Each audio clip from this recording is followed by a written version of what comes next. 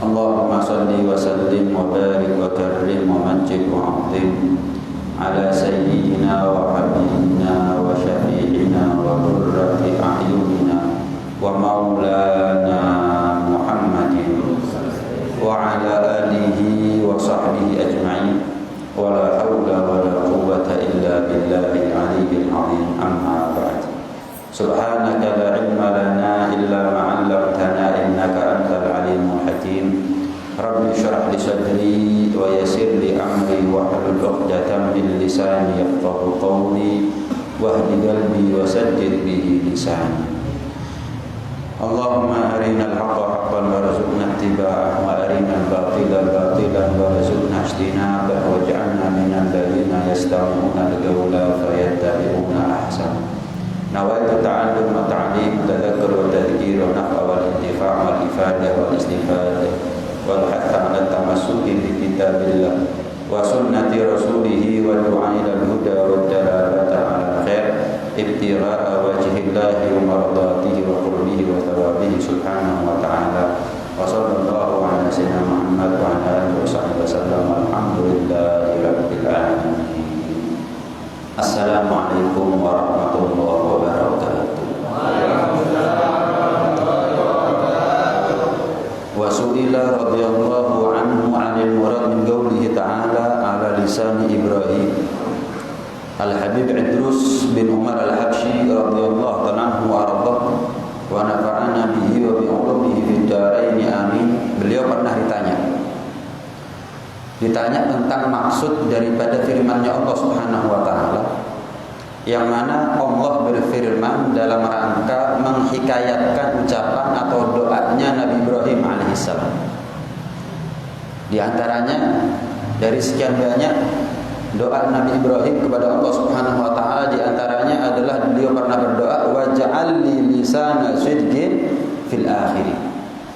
Ya Allah, jadikanlah aku Ibrahim buah tutur kata yang baik bagi umat yang datang sepeninggalku. Jadikanlah aku ini sebutan-sebutan yang baik bagi umat yang akan datang. Faqala, maka ketika beliau Al-Habib Idrus bin Umar Al-Habsyi ditanya tentang maksud daripada firman tersebut, doa Nabi Ibrahim tersebut, beliau menjawab, ayyakuna madhkuran bithana'il hasan wal madhi bi dzikrih. Hendaknya Nabi Ibrahim itu disebut dengan pujian yang baik, disebut dengan pujian yang bagus, bi kamalil imtithal fi ma amarahu bihi aw naha anhu. Kenapa kok Nabi Ibrahim itu meminta kepada Allah Subhanahu wa taala untuk menjadi buah tutur kata yang baik buat umat yang akan datang setelah beliau, termasuk kita.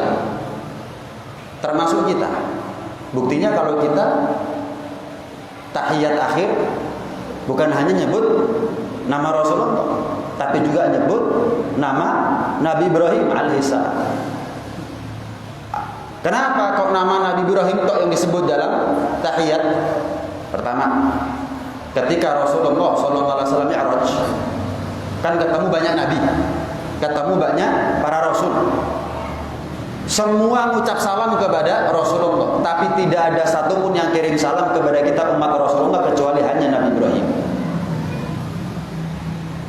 Maka Rasulullah SAW mensyariatkan kepada kita, kapan kita sholat tahiyat akhir, hendaknya bukan hanya bersolawat dan menghaturkan salam kepada Rasulullah saja, tapi juga menghaturkan sholawat dan salam kepada Nabi Ibrahim. Kenapa? Balas budi. Rasulullah ketemu Nabi Ibrahim itu bukan di bumi, di langit, tempat yang mulia. Nabi Ibrahim sama kita jelas lebih mulia Nabi Ibrahim, di tempat semulia langit. Nabi semulia Nabi Ibrahim kirim salam kepada kita. Masa kita nggak tahu rasa terima kasih kepada Nabi Ibrahim? Nah, dari situ Rasulullah SAW memerintahkan kita dalam syariatnya untuk sunnah, sepatutnya jangan ditinggalkan untuk bersalawat kepada Nabi Ibrahim. Artinya begini, kalau kita sholat ketika tahiyat akhir enggak bersalawat kepada Nabi Ibrahim, Itu umat yang nggak terima kasih. Di langit perlu-perlunya Nabi Ibrahim itu kirim salam sama kita. Kirim salam itu mendoakan namanya. Nabi Ibrahim kirim salam untuk kita kepada Rasulullah. Itu namanya Nabi Ibrahim perlu-perlunya mendoakan selamat kepada kita. Maka patut, wajib, pantas buat kita untuk membalas kebaikan Nabi Ibrahim. Dengan apa? Setiap kita sholat, sebut nama Nabi Ibrahim dalam sholawat dan salamnya kita kepada Rasulullah SAW. Ada riwayat juga bahwa kalau kita sholat ketika tahiyat akhir nyebut nama Nabi Ibrahim. Kenapa? Diceritakan Nabi Ibrahim alaihissalam itu ketika selesai bangun Ka'bah, maka beliau nangis sambil berdoa. Yang mana dalam doanya, man hajja hadzal baita min syuyukhi ummati Muhammad sallallahu alaihi wasallam fahabhu minni salam. Ya Allah, siapa di antara umat Nabi Muhammad sallallahu alaihi wasallam yang haji ke Baitul Musyarrafah, ke Bait Ka'bah al-Musyarrafah ini, daripada sesepuh-sesepuhnya. Satu, Nabi Ibrahim udah tua. Daripada tetua-tetuanya umat Nabi Muhammad, kirim salam ya Allah. Setelah itu Nabi Ishak, putra Nabi Ibrahim, juga kirim salam. Ya Allah, saya juga kirim salam sebagaimana ayahku kirim salam kepada tetua-tetua, sesepuh-sesepuhnya umat Muhammad. Aku kirim salam kepada orang-orang yang dewasa di antara umatnya Muhammad kapan mereka haji. Nabi Ismail masih remaja saat itu. Nabi Ismail pun juga berdoa, ya Allah, sebagaimana ayahku, sebagaimana saudaraku Ishak mendoakan atau kirim salam kepada umatnya Muhammad, maka aku pun juga begitu ya Allah. Aku kirim salam kepada pemuda-pemudi umat Muhammad yang haji. Maka Siti Sarah, ya Allah, sebagaimana suamiku, putra-putraku, mereka semuanya kirim salam kepada umat Nabi Muhammad, maka aku pun juga kirim salam kepada umat Muhammad. Aku sampaikan salamku kepada perempuan, wanita-wanita daripada umat Nabi Muhammad. Tersisa Siti Hajar. Ya Allah, sebagaimana mereka semuanya kirim salam kepada umat Muhammad, maka aku pun juga titip salam ya Allah kepada siapa? Budak-budak mau laki atau perempuan daripada umatnya Nabi Muhammad. Karena Siti Hajar adalah budak. Aku kirim salam kepada budak-budak umat Nabi Muhammad, mau yang laki atau yang perempuan, kapan mereka takdir untuk haji ya Allah. Nah, semua keluarga Nabi Ibrahim titip salam sama kita. Nabi Ibrahim titip salam sama kita, keluarganya juga titip salam sama kita.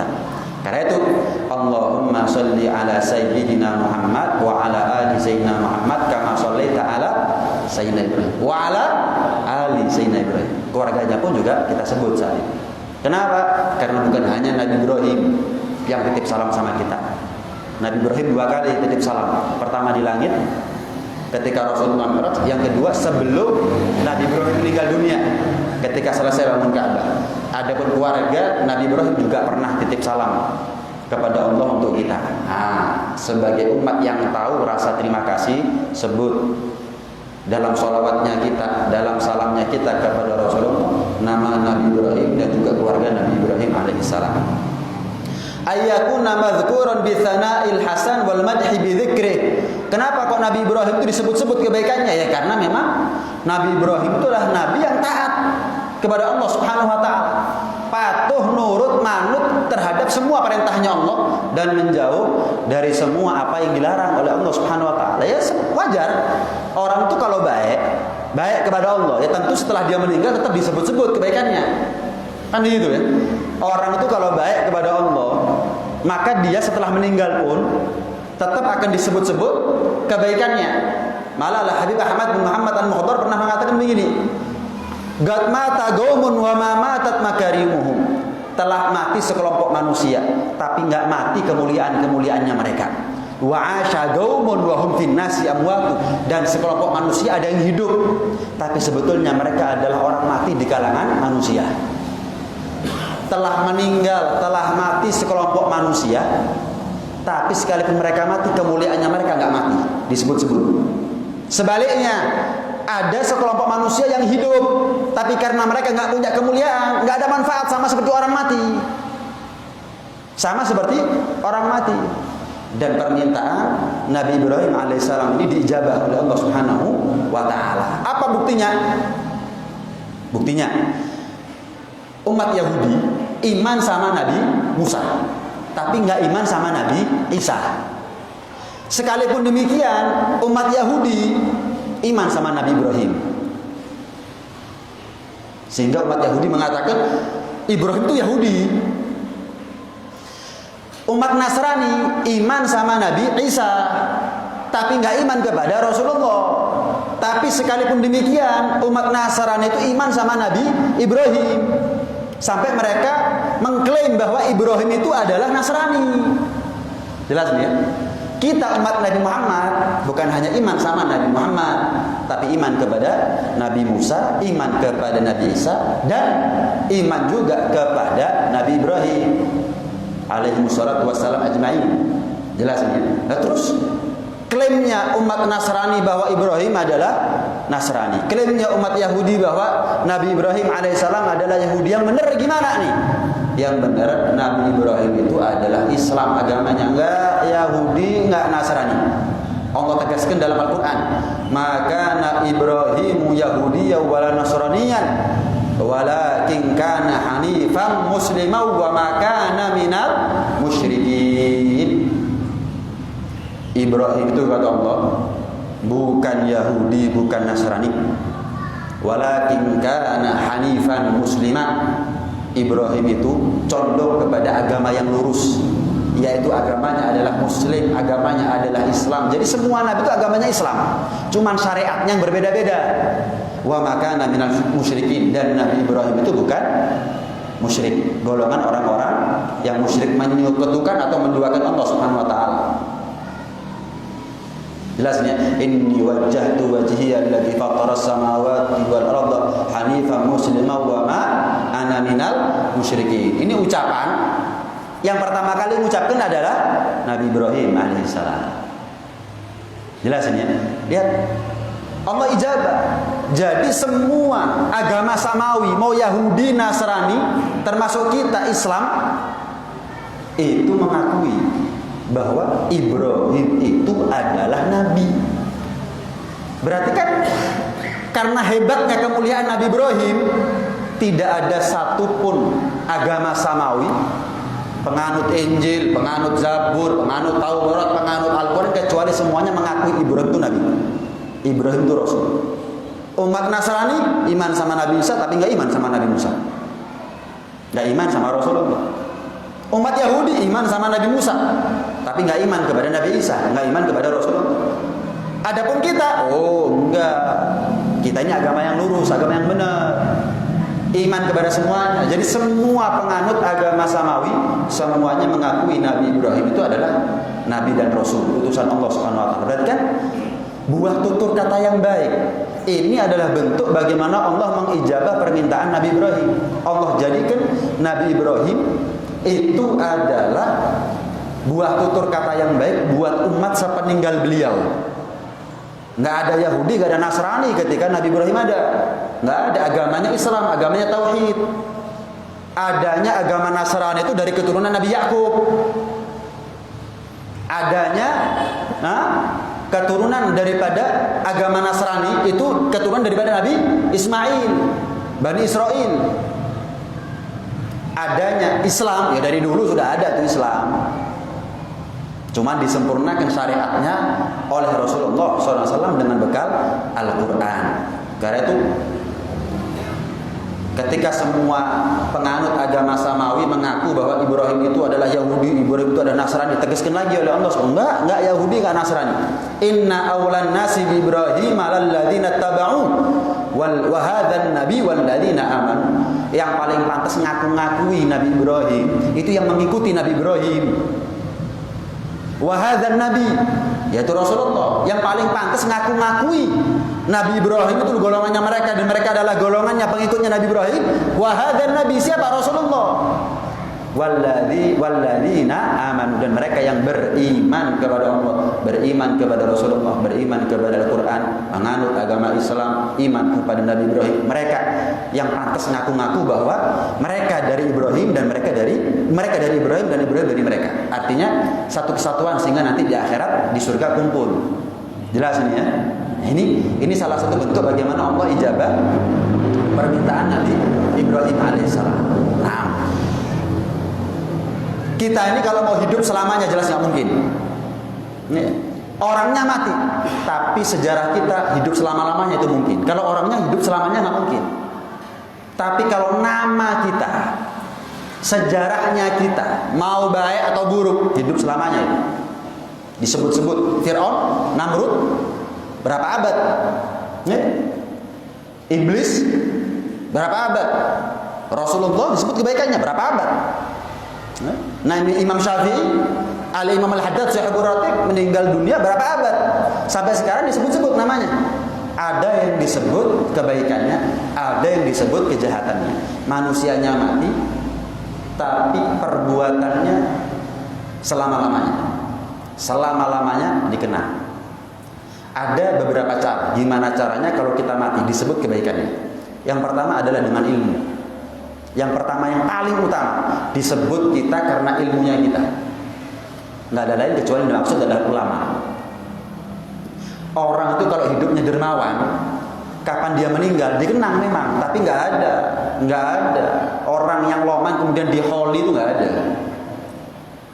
Pejabat adil, disebut-sebut, wah, terkenang akan keadilan, kejujuran, sifat amanat kepada seorang pejabat dulunya. Setelah mati disebut-sebut, tapi nggak ada pejabat yang dibaca manakibnya, itu nggak ada.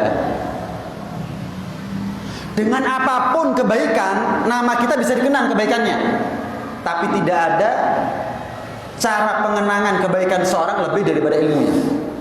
Sebaik apapun seseorang, kapan dia meninggal disebut-sebut kebaikannya, tapi nggak ada yang diziarahi kuburannya oleh manusia begitu banyak, nggak ada. Cuman satu yang diholi, yang dibaca manakibnya, yang diziarahi kuburnya, cuman satu. Siapa? Ulama. Nah, karena itu dalam sebuah syait dikatakan fa'fus bi'ilmin ta'ish hayyan bihi abada an-nasu mauta wa ahlul ilmi ahya. Carilah keberuntungan dengan apa? Dengan ilmu. Kalau kita mendapatkan ilmu, niscaya kita akan hidup selama-lamanya. Manusia boleh mati, tapi ulama hidup. Disebut-sebut kebaikannya, dihauli, dibaca manakibnya, diteladani perangainya, dipelajari ilmunya. Wa fil jahli qablal mauti mautun li ahlihi. Dalam kebodohan, kita ini kalau bodoh, mati sebelum mati. Fa'atsaduhum qablal guburu. Kita ini kalau nggak punya ilmu agama, nggak ada manfaatnya. Sekalipun kita hidup, mati berarti tidak. Dan jasadnya ini kubur sebelum kubur yang asli. Apa namanya itu? Zombie. Hidup tapi mayit. Bodoh, zombie itu namanya. Nggak mau dekat sama ulama, nggak mau hadir pengajian. Kalau sudah hadir pengajian, bingung kapan hari ini. Tenggelam dalam kebodohan. Itu namanya kita sudah mematikan jati diri kita sebelum jasadnya kita mati. Dan jasadnya ini kubur sebelum kubur yang nyata, sebelum kubur yang asli. Wa ini mru'un lam yahya bi'ilmin wa mayyitun wa laysa lahu hatta nusyuri nusyur. Seseorang kalau enggak hidup dengan ilmu, dia mayit. Seseorang kalau hidupnya tanpa ilmu, mayit, kata ulama. Sampai Imam Syafi'i mengatakan, "Malam yaduk dzullat ta'allumi sa'atan tajarra'a dzullal jahli tula hayatih." Barang siapa yang tidak mau mencicipi sedikit saja daripada kemuliaan ilmu, maka dia akan terjerembab dalam lubang kebodohan untuk selama-lamanya. Malam yaduk dzullat ta'allumi sa'atan. Barang siapa yang tidak mau mencicipi walaupun sebentar daripada payahnya menuntut ilmu, dia akan terjerembab dalam lubang kebodohan seumur hidupnya. Malah juga dikatakan oleh Imam Syafi'i, apa? Wa man fatahu ta'lim waqta syababihi fakabbir alaihi arba'an li wafatihi. Kalau ada pemuda tapi nggak senang sama ilmu agama, nggak senang sama hadir majlis, nggak senang sama ulama, maka takbiri 4 kali karena dia sudah mati. Jadi kalau ada orang diajak pengajian nggak mau, takbirono ping papat. Wacon Fatihah, sholawat, Allah maghfir lahu warhamhu, kubur. Wa hayatul fata wallahi bil ilmi wat tuqa. Seorang pemuda itu hidup atau matinya tergantung ilmu dan ketakwaan, ilmu dan pengamalan. Idza lam yakuna falaktibara lidatihi. Tapi kalau dua-duanya nggak ada, enom bodoh, enom akhlaknya nggak duit, ini nggak ada nilainya. Orang ini nggak, apa bedanya dia sama mayit? Ada. Mayit nggak bisa ngasih manfaat. Sama. Kita kalau nggak punya ilmu, kita kalau nggak punya akhlak, kita nggak punya nilai ketakwaan, kita nggak ada nilai manfaatnya. Coba lihat sampah masyarakat. Coba lihat sampah masyarakat. Orang yang jadi musuhnya masyarakat, lihat punya ilmu enggak? Punya akhlak enggak? Ada ketakwaan enggak? Nggak ada. Mayit nggak ada manfaatnya, malah mending mayit walaupun nggak ngasih manfaat, nggak ngasih madarat. Tapi kalau musuhnya masyarakat, sampah masyarakat, wis gak kayak manfaat, ngisru tok. Sudah nggak ngasih manfaat, bikin onar. Mending mayit nggak ngasih manfaat memang, tapi nggak ngasih madarat. Lihat nih, hidup tapi nggak punya ilmu, nggak punya ketakwaan, zombie, medeni. Ini yang pertama, dengan ilmu agama. Kemudian yang kedua apa? Yang kedua, keturunan yang baik. Keturunan yang baik. Banyak ulama itu ayahnya nggak dikenal kecuali dari anaknya. Kita nggak kenal siapa ayahnya, tapi kita kenal anaknya. Contoh, saya mau tanya, Syekh Abdul Qadir Jilani, siapa nama abahnya? Bukan saya mengatakan abahnya Syekh Abdul Qadir Jilani itu bukan orang mulia ya, mulia. Tapi ada kalanya anak itu magomnya lebih tinggi daripada ayahnya. Kita kenal Syekh Abdul Qadir Jilani, siapa abahnya? Kita kenal Imam Ghazali, siapa nama abahnya? Kita kenal Imam Syafi'i, namanya Muhammad, siapa abahnya? Lihat, ini gambaran. Kita kenal anaknya, tapi kita nggak kenal abahnya. Dari kita mengenal anaknya, seringkali kita mengenal abahnya. Imam Ghazali namanya Muhammad bin Muhammad. Imam Syafi'i namanya Muhammad bin Idris. Syekh Abdul Qadir Jilani namanya Abdul Qadir. Ada riwayat Ja'far bin Musa. Imam Haddad, kita nggak kenal siapa Al-Habib Alwi bin Muhammad Al-Haddad kecuali karena Al-Habib Abdullah bin Alawi bin Muhammad Al-Haddad. Bukan saya mengatakan ayah mereka ini bukan orang-orang mulia, bukan ulama, orang-orang soleh. Orang-orang soleh, orang-orang soleh. Cuman berapa banyak kesolehan mereka nggak masyhur, nama mereka tidak dikenal oleh penghuni bumi kecuali karena barokah daripada putra-putranya. Keturunan yang baik itu bisa menghasilkan sebutan tutur kata yang baik untuk orang tuanya. Anak ini soleh ya, oh ya mesti ae bapake dhisik ngene. Bapake lek kerja gak gampangan mangan duit sing haram. Ibunya wah jaga aurat,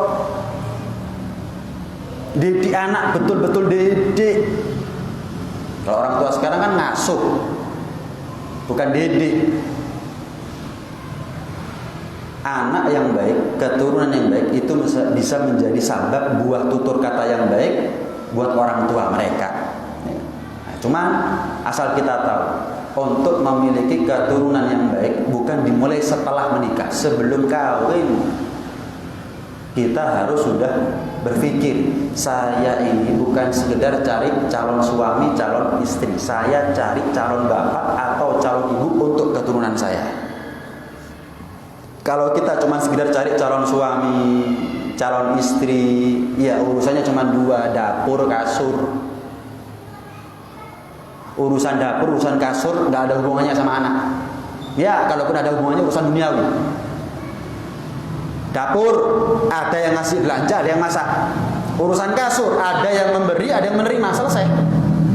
Calon suami, calon istri. Kalau cuma sekedar cari calon suami, calon istri, ya dari sini ke pasar Kebalen atusan itu. Pasar Kebalen itu 100 orang banyak. Mek siji gak gelem begini. Satu pun gak ada yang mau sama kita.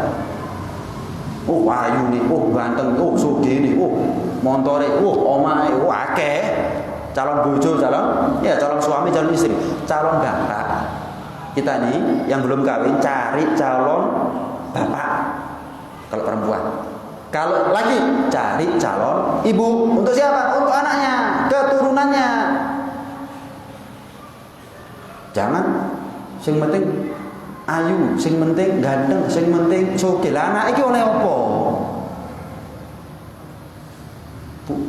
Keturunan yang baik, keturunan yang soleh tidak ditentukan oleh ketampanan fisik seseorang, kecantikan fisik seorang wanita, atau kekayaan seseorang. Ada.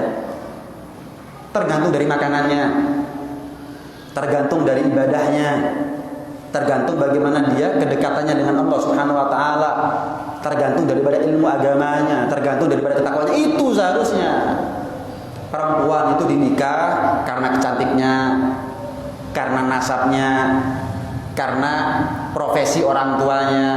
Tapi fadfar bidzatiddin taribat yadak. Kalau kepingin bebas, merdeka, cari perempuan yang baik agamanya. Wis, untung temenan-temenan. Cari begitu. Kalau cari calon suami, calon istri, dari sini ke pasar Kebalen ratusan dapat. Tapi kalau cari calon ibu, calon bapak, masuk pesantren 10 udah mesti itu. Masih yuk santrinya ewonan. Karena itu tazawwaju tanakahu takfuru fa inni mubahin bikumul umama yaumal qiyamah. Kata Nabi gimana? Kawin, nikah. Kalau sudah kawin, nikah perbanyak keturunan. Kenapa? Aku akan membanggakan kalian wahai umatku di hadapan para nabi nanti di hari kiamat. Kenapa? Tidak ada umat yang paling banyak kecuali umatnya Nabi Muhammad. Tapi umat yang gimana dulu? Yang dibanggakan oleh Nabi, umatnya yang rusak, umat yang bejat. Ya nggak mungkin dong. Ya bunuh diri Nabi. Kalau Nabi membanggakan umatku banyak tapi nggak soleha, bejat, rusak, nggak mungkin. Umatnya Nabi yang baik itu dibangga-banggakan. Umatku banyak dan banyak di antara mereka yang soleha. Bayangkan kalau kita punya anak, putra putri kita dibanggakan oleh Nabi nanti di hadapan para nabi yang lain, ya otomatis kita katut dimuliakan, dibanggakan oleh Nabi sallallahu alaihi wasallam. Bapak sopo, ibu sopo. Sebaliknya kalau kita punya anak, naudzubillah, mengecewakan Nabi, Rasulullah nanti di akhirat, ya kita katut. Sopo bapak, sopo ibu, katut. Makanya anak kalau masuk surga, orang tua di neraka, katut orang tua ikut anak masuk surga. Tapi kalau sebaliknya orang tua di surga, anak di neraka, keseret orang tua. Bukan anak ikut orang tua ikut anak.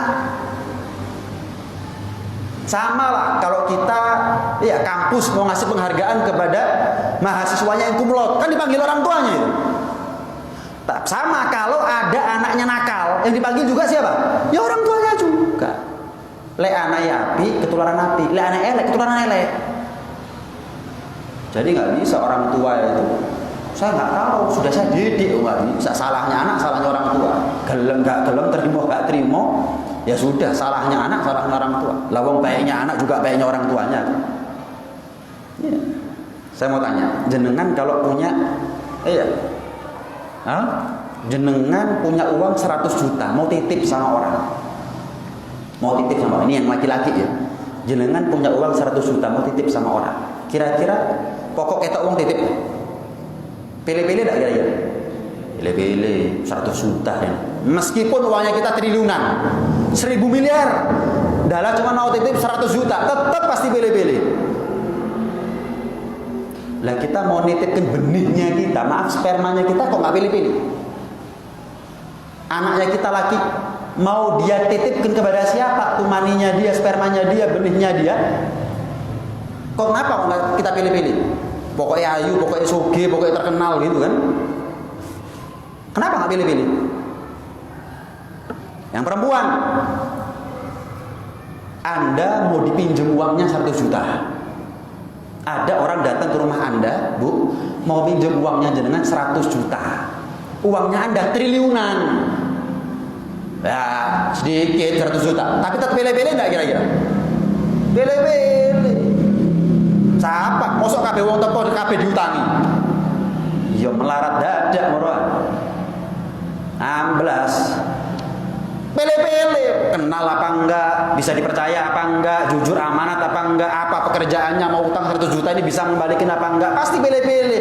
Rahimnya Anda, Bu, atau rahimnya anak perempuan Anda itu mau dipinjam sama seorang laki-laki, pilih laki-laki yang pantas minjem rahimnya Anda atau rahimnya putri Anda. Uang 100 juta diregani, pilih-pilih. Tapi rahimnya mau dipinjam sama maninya siapa, nggak pilih-pilih. Kita ngeregani duit 1 juta, larang. Maninya kita lebih mahal. Bibit bagus, ladang nggak subur, nggak bagus. Gagal panen. Ladang bagus, yang masuk bibit yang nggak berkualitas, gagal panen. Jangan kayak orang ngedolanak. Pokok ganteng, pokok ayu, soge, terkenal, ya wis. Loh tapi nggak sholat, gampang wis. Kan begitu orang tuanya, gampang wis. Tapi akhlaknya begitu, gampang. Dia pikir kiri sementing, melok soge di sini. Kita punya mantu terkenal, wah melok terkenal bisa. Itu sudah. Coba bayangin kalau putrinya kita dilamar sama laki-laki ganteng, soge, terkenal, followernya jutaan. Ya apa kira-kira? Rabi, entek miliaran. Ayo, apa gak goyang imani jenengan? Sholat Bu, sholat nggak sholat taruh. Pernah ngelakoni apa Bu?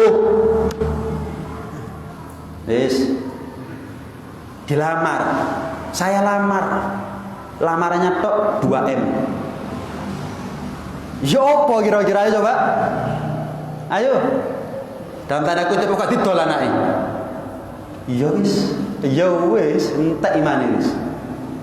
Loh, tapi nggak sholat diatur buriya. Nabi itu menomorsatukan agama, bukan kekayaan, bukan ketampanan, kecantikan, bukan profesi orang tuanya, bukan. Nomor satunya agama. Makanya itu, kalau misal ada datang orang lain yang miskin, yang tidak terlalu tampan, misalnya yang nggak terkenal, orang biasa, kerjaannya juga biasa, orang tuanya juga orang biasa, tapi orang soleh. Kira-kira kena sopo mikir apa kena, aduh, pasti niatnya kita memperbaiki keturunan. Memperbaiki keturunan bukan cuma urusan dunia, urusan akhirat juga memperbaiki keturunan. Itu yang lebih penting sebetulnya. Takhayyaru linutofikum, kata Nabi. Pilih-pilih, kalau kita ini mau menempatkan benih atau menerima benih dari siapa, pilih-pilih. Ojo pakai kota ayu, ketok sugi, ganteng, terkenal, wis terima. Enggak, dipilih. Kemudian cara yang lain untuk bisa disebut-sebut kebaikan kita, enggak ada lain kecuali adalah adab akhlak. Enggak ada lain kecuali adab atau akhlak. Dikatakan oleh Habib Umar bin Segaf as-Sofi, man fatahul ilm lam yafuthul mihrab. Barang siapa yang kehilangan kesempatan besar untuk mendapatkan ilmu. Belajar nggak ada istilah telat, tapi tentunya beda dong. Orang yang belajar mulai muda sama tua baru belajar kan pasti beda hasilnya. Barang siapa yang telat belajarnya, walaupun hakikatnya belajar itu nggak ada istilah telat, tapi tentunya beda. Yang belajar mulai muda, mulai kecil sama yang baru tua beda. Kalau sudah kehilangan kesempatan, banyak kesempatan untuk belajar, jangan sampai kehilangan banyak kesempatan untuk berdiri di mihrab, untuk banyak ibadah. Wa man fatahul mihrab lam yafuthul adab. barang siapa yang sudah kehilangan banyak kesempatan untuk ibadah karena faktor usia, mocok titik ngeluh, sholat sebentar kram misalnya, puasa wis nggak sanggup karena faktor usia, penyakit macam-macam, komplikasi, naudzubillah. Maka yang terakhir, jangan sampai dia kehilangan banyak kesempatan untuk menjadi manusia yang punya adab, manusia yang punya nilai dari perilakunya. Itu minimal. Kita kalau mau dianggap manusia yang bermanfaat, manusia yang baik, sehingga kalau kita mati tetap dikenang kebaikannya kita, minimal adalah adab. Ini minimal sudah. Kalau sudah nggak punya ilmu, ibadah jarang, adab nggak punya, jadi ini kok mending mati. Kenapa? Tingkah lakunya bikin onar nantinya. Tingkah lakunya menjadi contoh yang buruk buat orang lain. Jelas ini ya. Pernah diceritakan, ada seorang ulama namanya Abdurrahman Ibnul Qasim. Ini muridnya Al-Imam Malik bin Anas. Salah satu muridnya Al-Imam Malik. Syekh Abdurrahman Ibnul Qasim mengatakan apa? Khadamtul imama Malikan 20 sana. Aku ini khidmat kepada Al-Imam Malik 20 tahun. Fakana minha sanatan fil ilm. 20 tahun aku khidmat kepada Al-Imam Malik. 2 tahun untuk belajar ilmu agama. 18 tahun yang lain sisanya aku belajar tentang adab. Itu Syekh Abdurrahman Ibnul Qasim mengatakan, seandainya 20 tahun aku belajar tentang adab semuanya, tidak aku sisakan 2 tahun pun untuk belajar ilmu teori. Aku fokuskan, konsentrasikan, sisakan semua waktuku untuk belajar ilmu praktek, ilmu adab. Makanya kadang-kadang beberapa santri itu, beberapa murid itu justru dia kenal siapa gurunya bukan ketika di majelis atau di kelas.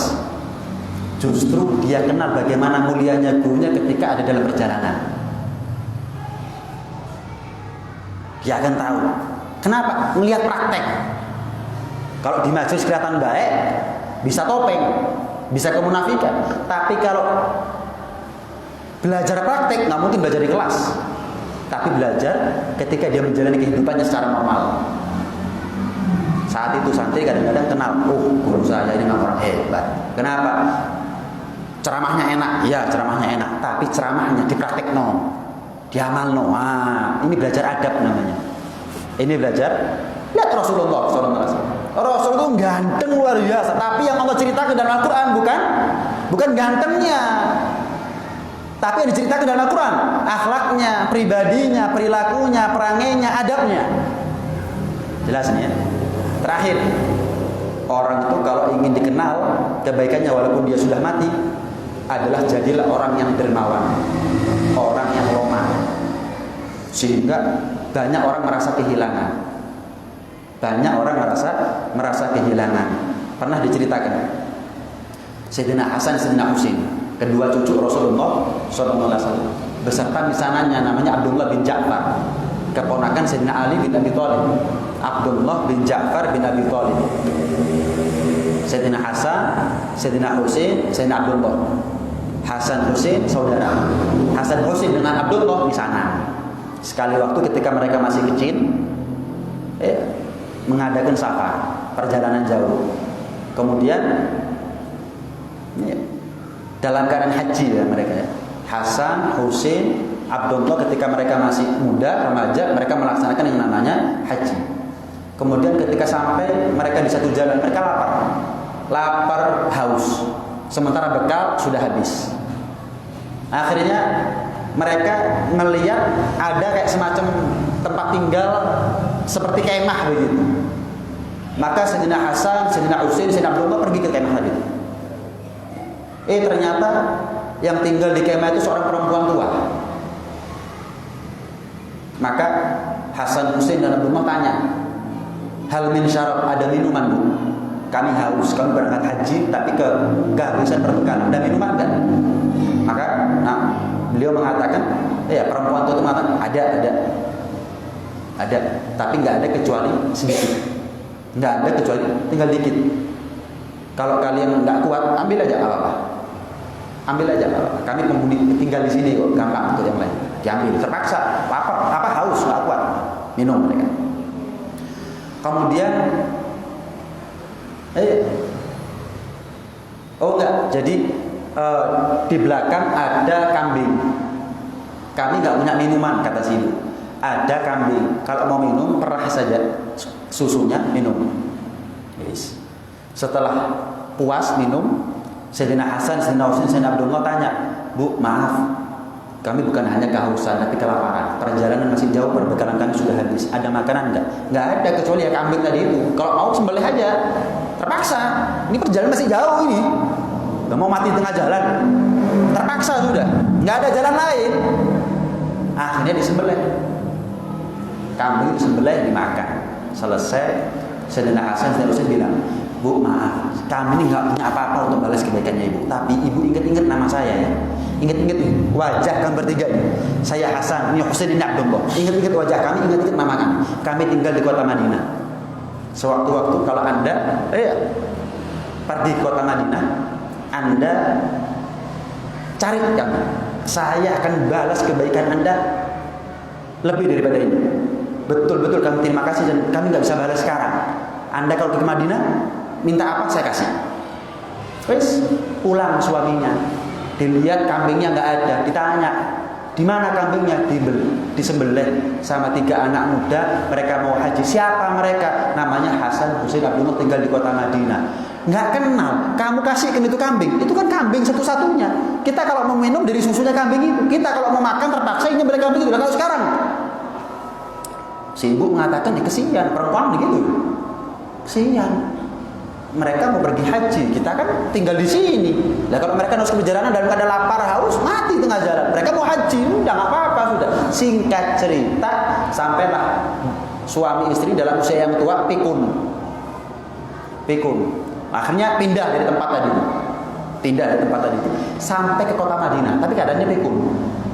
Subhanallah, pertama kali ketemu Sayyidina Hasan. Kenal, ingat Sayyidina Hasan. Loh, ini ibu yang pernah nolong saya nih berapa tahun yang lalu. Panggil, Bu, ketemu lagi.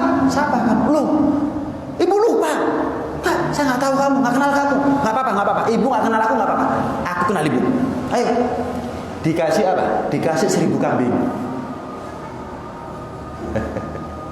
Kasih 1000 kambing. Bu, saya antar ke rumah adik saya Husain. Waktu itu ibu nolong kami bertiga, bukan cuma Hasan kok, Husain, Abdullah. Saya antar ke rumahnya Husain. Oh, nyuruh budak antar ini ibu ke rumahnya Husain adikku. Bilang ya, Hasan sudah ngasih dia 1000 kambing sebagai balasan kebaikan dia. Oh ya, siap tuan. Diantar ke Masjidina Husain. Kaget Sayyidina Husain. Bu, ini siapa kamu lu? Nggak apa-apa. Ibu lupa boleh, nggak apa-apa. Saya nggak bakal lupa sama ibu. Ibu pernah begini. Wah, luar biasa. Ibu dalam keadaan begitu tapi loman. Punya kambing satu-satunya, susunya dikasih, kambingnya dikasih. Sampai kami bisa menunaikan haji dengan sempurna, pulang selamat, pergi selamat. Si budak bilang, tadi tuan saya Hasan ngasih dia 1000 kambing. Oh ya wis, tak kayak 1000 kambing. Tambahin 1000 kambing. Sudah ke rumahnya Abdullah? Belum. Pergi ke rumahnya Abdullah. Bilang ya, Hasan Husain sudah ngasih 1000 nih. Balas. Diantar ke rumahnya Abdullah bin Ja'far bin Abi Thalib. Sampai di situ kaget juga. Ya Allah Bu, senengnya. Wah kalau begini, ini kayak lebaran buat saya. Lama nggak ketemu sama orang berjasa sama saya. Ini kesempatan emas buat saya untuk balas kebaikannya ibu.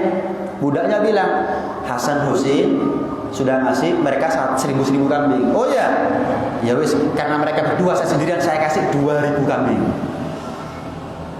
Coba ini ibu datang ke rumah saya dulu, mungkin bingung tuh Hasan Husain, dia mau ngasih apa kepada ini ibu. Kenapa tak cukupi kabeh?